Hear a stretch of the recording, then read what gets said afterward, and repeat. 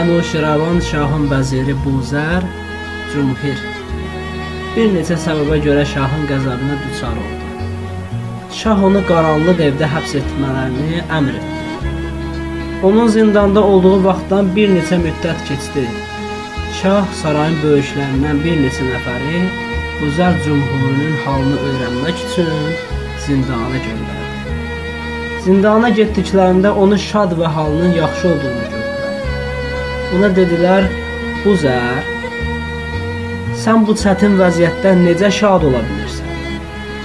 Buzər dedi, buyurdu, mən 6 şeylə qarışdırılmış dərman düzəltmişəm.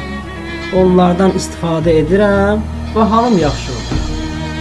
Dedilər, o necə dərmandır, de biz də istifadə edək. Buyurdu, birincisi, Allaha inanlı olmaq.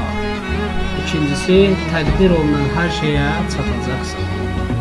Üçüncüsü, səbr imtihan üçün ən yaxşı şeydir.